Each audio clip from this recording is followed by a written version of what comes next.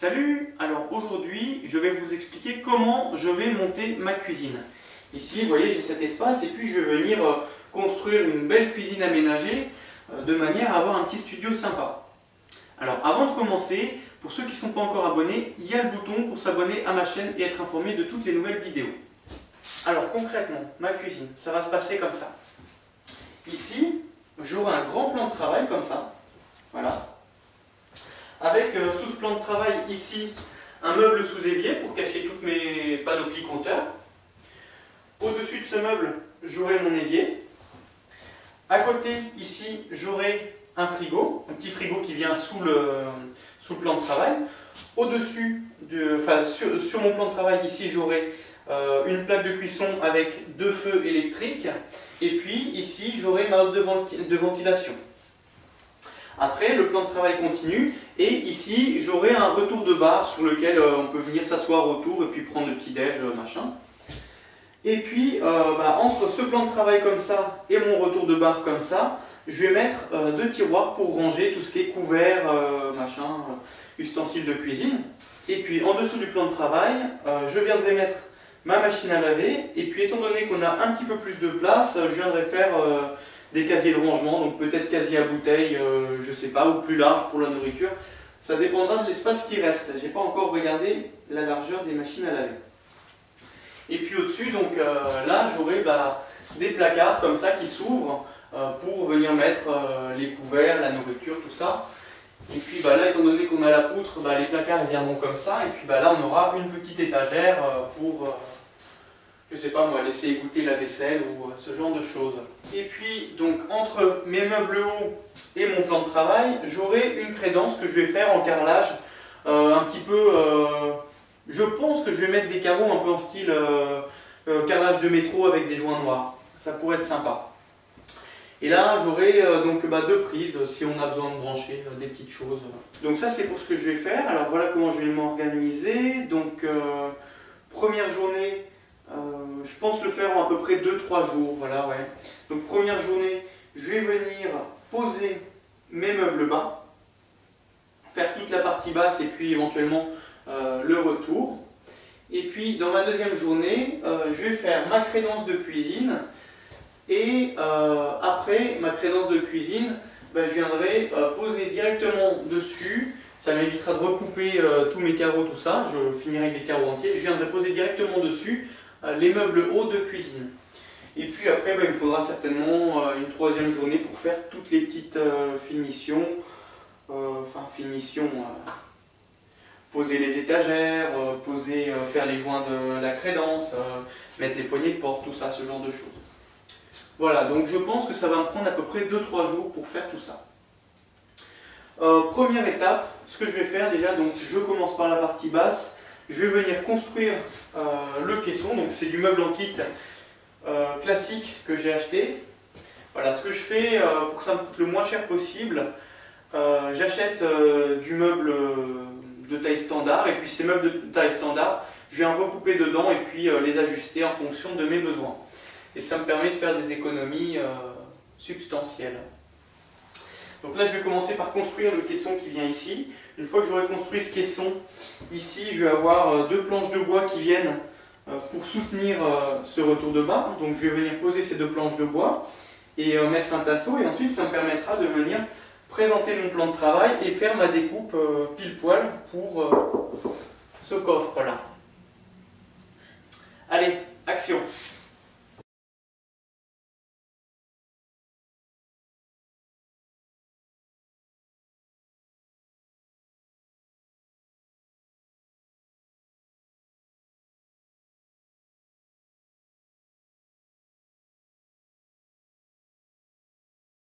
Alors, moi ce que je fais quand j'achète des caissons comme ça dans les magasins d'ameublement, je les prends vraiment sans accessoires. Et je pense notamment aux pieds, parce que on vous vend les pieds quelque chose comme, je sais pas moi, 2-3 € pièce, et puis forcément, on se rend compte que quand on va dans un autre magasin, c'est moins cher. Et moi j'ai fait ça, j'ai été prendre des pieds moins chers ailleurs, voilà, ça ne me pose pas de soucis. Et c'est pareil pour les charnières, je ne prends pas les charnières. J'achète les charnières ailleurs parce que c'est moins cher. Maintenant, je pense à ça petite technique sur laquelle on peut faire des économies lorsqu'on fait une cuisine. Demandez-vous quel type de pied vous mettez. Est-ce que vous allez mettre une plainte en dessous ou pas? Moi je ne vais pas en mettre parce que c'est un appartement de 18 mètres carrés et puis en dessous de ce meuble, je sais pas, on peut ranger une petite pelle, une balayette ou des petites choses comme ça. Voilà, c'est je vais peut-être un peu loin, mais c'est de l'optimisation d'espace au maximum. Et puis même aussi économie dans le sens où des pieds comme ça me coûte moins cher que des pieds en plastique avec la plainte qui va bien, qui correspond et qui vient se clipser. Ça coûte quand même plus cher. Donc voilà, maintenant que j'ai fait ça, maintenant que j'ai monté mon meuble, je vais venir déjà le positionner comme ça. Là j'ai des canalisations, il va falloir que je fasse des petites découpes dans l'arrière de mon meuble. Donc lorsque mes pieds seront réglés et que le meuble sera bien de niveau à ce moment-là, je vais venir faire les petites découpes pour pouvoir poser mon meuble. Aussi vous pouvez remarquer que je n'ai pas posé le fond, c'est volontaire parce qu'en fait ça c'est l'ancien carrelage et puis bon voilà, un carrelage blanc c'est un carrelage blanc. J'ai choisi de le garder parce qu'en me disant comme ça lorsque j'aurai mon meuble ça sera sous mon meuble et puis c'est quand même aussi esthétique qu'un fond de meuble en bois comme ça, en bois recomposé. Voilà. Donc j'ai choisi de garder mon carrelage, donc du coup je ne m'embête pas avec un fond comme ça, surtout qu'un fond comme ça j'aurais dû m'embêter à venir, je sais pas moi, découper autour des filtres et tout, ça aurait été une galère pas possible. Donc là non, je choisis de pas le mettre et puis j'ai mon fond de meuble directement avec l'ancien carrelage. 36, 39, voilà.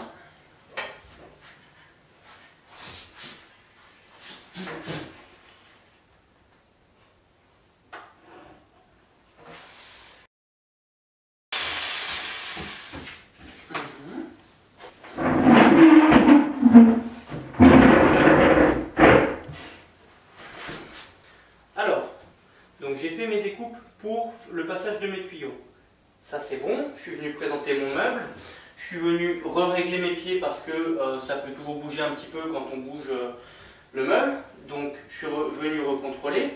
Et ensuite, je suis venu ici percer dans le mur parce que je vais mettre des petites équerres. Alors, vous êtes peut-être un peu loin là. Je vais venir mettre des petites équerres comme ça là pour fixer mon meuble au mur. Donc j'ai percé mes trous, maintenant je vais mettre des chevilles et puis je vais le fixer définitivement.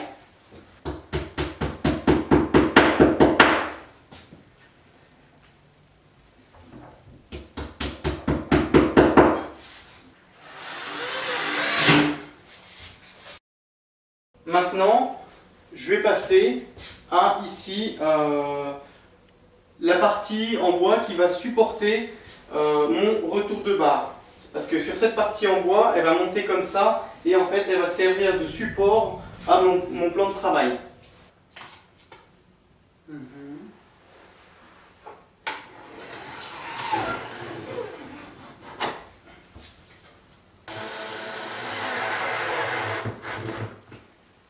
Voilà.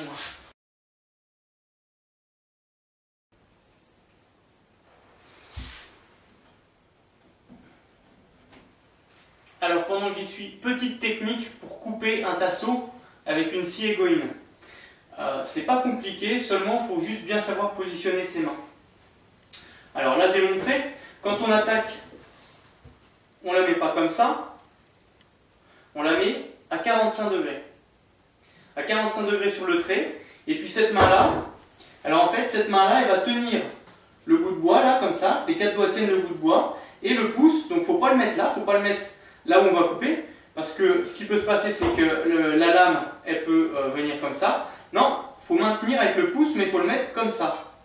Et là, je vais vous montrer de l'autre main, je suis droitier mais bon. Mon pouce s'il est comme ça, ma scie elle peut déraper et venir là et je me coupe.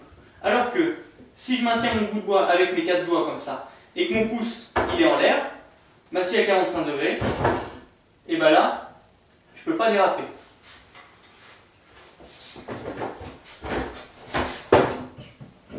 Voilà, donc 4 doigts pour le bout de bois et puis le pouce en haut bien en l'air pour maintenir la lame et pas qu'elle puisse déraper.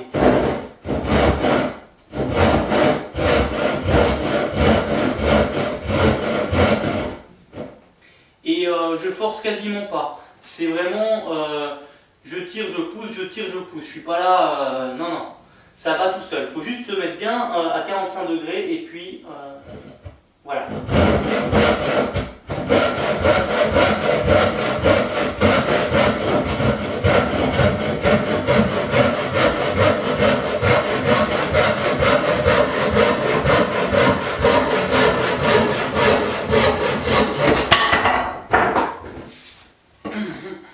Avant de poser un tasseau comme ça, toujours je le perce avant. Parce que si je fais pas ça, en fait, lorsque je mets ma vis dedans, c'est du sapin. En fait, ce qui se passe souvent, c'est que ça éclate. Ça éclate et puis le tasseau, après, ça tient beaucoup moins bien. Avant de mettre mes vis, je regarde à bien avoir les bonnes vis pour être sûr que ça ne va pas traverser. Parce que là, si j'ai des pics qui traversent cette partie-là, ça va être visible. J'ai pas envie, donc je fais attention avant. Voilà, donc là j'ai posé le tasseau qui va supporter mon plan de travail. Maintenant je suis censé venir mettre celle-ci. Et puis une fois qu'elles sont positionnées, ensuite je mets mon plan de travail. Seulement si je la mets tout de suite, après vous ne pouvez plus voir ce que je fais. Donc je la mettrai plus tard.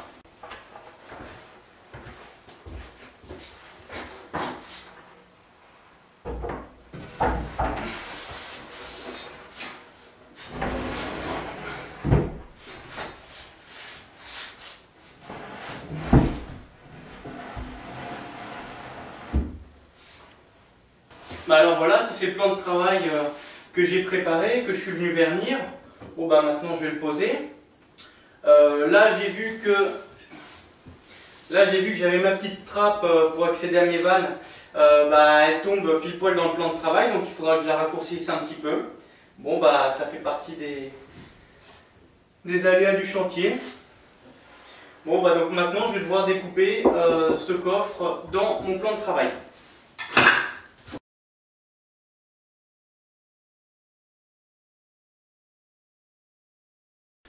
Sur ma scie sauteuse, j'ai remarqué que le guide avait tendance à perdre sa couleur noire et puis parfois marquer un peu le bois. Donc ce que je vais faire, c'est que je vais mettre du scotch dessus afin de ne pas venir abîmer mon vernis.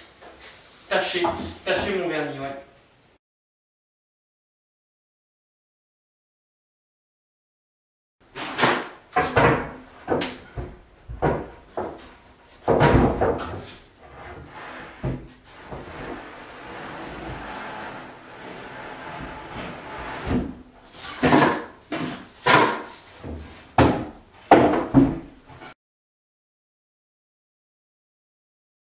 J'ai posé mon plan de travail, je l'ai vissé, j'ai pas eu de problème particulier parce que dans la mesure où j'avais fait mon niveau avant, lorsque j'ai mis le plan de travail, c'était deux niveaux pile poil nickel. Ici, je vais venir mettre mon retour de barre comme ça, mais avant de faire ça, il faut que je sache à quelle hauteur couper ce bout de bois, et pour ça, c'est mes tiroirs qui vont se trouver entre les deux plans de travail qui vont me déterminer la hauteur. Donc je vais poser les tiroirs et après je pourrai poser le retour de plan de travail.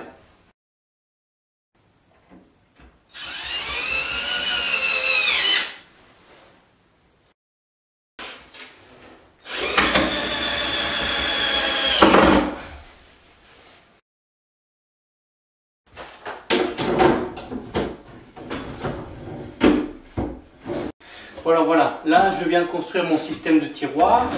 Voilà, tac, tac, comme ça. Voilà.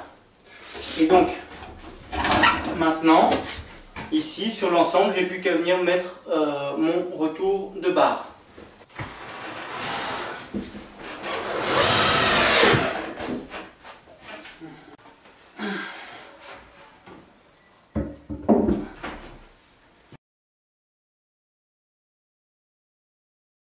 Alors voilà, ça y est, maintenant mon retour de barre il est posé, mes tiroirs ils sont posés, j'ai une partie basse de cuisine qui est faite. Il me reste encore à faire les séparations entre frigo et machine à laver, et puis éventuellement des petites étagères que je vais faire en dessous. Maintenant, je vais passer à la pose de l'évier. Et ça, la pose de l'évier, je vais faire une vidéo à part sur le sujet. Donc je vous mets le lien ici pour ceux que ça intéresse. Pose de l'évier, ensuite ça va être crédence et puis ensuite les meubles hauts.